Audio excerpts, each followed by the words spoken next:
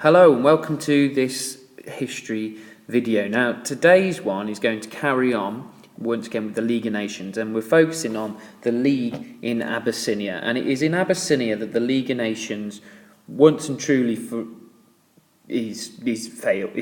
It just is completely doomed after Abyssinia. Everyone loses faith in it if they hadn't already, and it really is that point where historians look back and think, right, that's it, the League of Nations had completely failed and not met its aims. But first of all, we have to have a look at a bit of background, and we have to look at the background of Italy and this man here, Mussolini, in the 1930s. So in the 1930s, Mussolini was actually more of an ally, more on the side of Britain and France. He'd been in charge of Italy since the early 1920s, and obviously was part of the Council of the League of Nations, and was quite friendly and chummy and worked and cooperated with Britain and France. In fact, in 1935, he did join them at a Stresa conference, which was to stand against a possible German invasion of Austria. Now remember, the ideology of Hitler and Mussolini was actually quite similar, but it's quite interesting and intriguing to see that Mussolini at one point was even worried about Hitler and what he was going to do in the future, and so was against any kind of German expansion. Remembering that Austria is to the north of Italy, and so maybe worried that one day that Hitler would slowly move into invading Italy as well. But how did it all go to hell? How did it all fall apart? How is it that eventually Mussolini is pushed aside and goes down history as one of the most notorious fascist dictators, just like Hitler? And it all starts really with Abyssinia. Now, a bit of context to Abyssinia. Italy and Abyssinia had quite a long history. Italy, as it says here, had been defeated by Abyssinia in 1896, which was quite embarrassing, to be honest. It wasn't exactly their proudest moment when they were trying to build an empire. And so as it's shown in this picture down here, the brave Ethiopians defeating the mighty Italian army. And they never forgot it. And for years to come, they constantly talked about revenge. And obviously the best kind of leader that's going to seek this revenge is a dictatorial fascist one who obviously is very nationalistic and will look to right any wrongs from the past. Also, Abyssinia was very well positioned for Italy to add to her lands in Africa. If you look here, you can see this map, and what we've got is Abyssinia, which is Ethiopia, modern-day Ethiopia, and to the north, Italy already had land in around here, Eritrea, and to the east as well in Somaliland, and so could easily start to push itself into Abyssinia, which would add to its current possessions.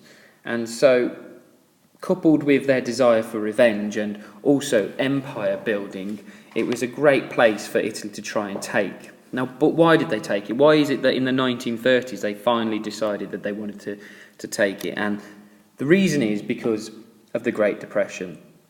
Like Germany, like Japan, like the rest of the world, really, the whole world, the Great Depression really hurt the country, and Italy was no exception. And they felt that the only way they were going to get around this was by having more land and resources, making their country stronger.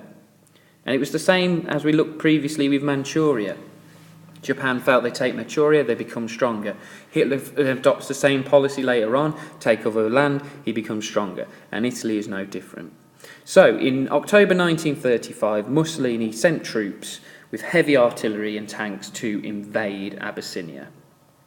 He felt it was justified, and he justified it by saying he was bringing civilization, and that's key to this, civilization to Abyssinia, saying that they were a barbaric race of people who lived there, and that Italy was doing them a favour by taking over. Though really, his motives were completely nationalistic, imperialistic. He wanted the land so he could have more control and also appease his people back home, because if he takes over Abyssinia, it appeases Italians. It's like, yes, Mussolini's a great leader, look what he's doing, he's making our country stronger, he's getting revenge for our loss in 1896. And that's why they wanted it, and that's how he justified it. Now, as it shows in this picture here, this source, Mussolini talked about how they were barbaric, the Ethiopians, and was actually bringing civilization. But the artist here has flipped that, because eventually when they moved into Abyssinia, the Italian troops, they completely annihilated most of Abyssinia, destroying homes, destroying lives, using chemical warfare on them, bombing from above, as is shown in the picture, and all that was left was this. And as the cartoonist rightly points out, how is this what Mussolini has brought to Ethiopia, how is this now civilization? It is not. It is barbarism, and it's something that apparently Mussolini was trying to get rid of, but in fact had brought barbarism now to Ethiopia. After the Italians invaded, the Abyssinian leader did appeal directly to the League of Nations for help. And, that was the protocol. If there was a problem, they come to the League, and the hope was, yes, the League of Nations will come to our rescue. No way will Italy will carry this on. They will leave and get out. But that didn't happen. The League said, stop what you're doing. But they were very reluctant, and we have to stress this, they were very reluctant to annoy and put up and to alienate Mussolini, because obviously they were worried about Hitler. They were worried about how Hitler had started to take more control in Germany and made Germany slightly more stronger. So they were worried about what they were going to do, and they felt that they needed to keep Mussolini on their side. If they kept Mussolini on Britain and France's side, on the League of Nations side, then they'll be stronger against Hitler. And so what the League did is they imposed economic sanctions. But, and this is a key point, they imposed economic sanctions, but they delayed banning any oil exports, once again, because they didn't want to pee off another country, which was the USA, because they were worried that the USA, who had been trading, they were involved in oil exports, they didn't want to alienate them either. Also, when it came to actually the invasion, the British and French didn't close the Suez Canal to Italian ships. You'd think, right, League of Nations, you want to protect Abyssinia, the first thing you've got to do, as you can see from this map, is to close the Suez Canal, which is here, which I've just circled in red. And Italy, as you can see from this black line, which I'm going to just go over in blue, can't come through the Suez Canal. It'll be blocked off. But what Britain and France didn't do is close it. And so Italy carried on through the Suez Canal, through the Red Sea, and they could easily get to their current possessions in Africa, so Somaliland. So they had easy access into Abyssinia. Abyssinia said, help us. The League of Nations, particularly Britain and France, kind of acting on their own self-interest, didn't close the Suez Canal. Italy could get easily in. So supplies could get through, ships could get through, whatever. And Abyssinia was left to fend for itself.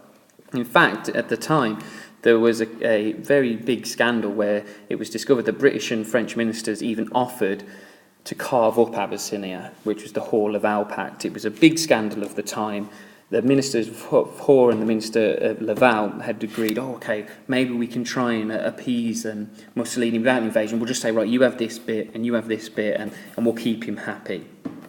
But by May 1936, Italy had conquered all of Abyssinia. And it really showed how the League of Nations had failed. They could have done something. They could have closed the Suez Canal. They could have put stronger economic sanctions. They could have condemned Mussolini. But instead they had completely failed. And Abyssinia was left to the mercy of the Italians. And in the end, everybody looks back and thinks, right, the League of Nations, complete failure. They couldn't avoid Manchuria. They couldn't avoid Abyssinia. It's a joke.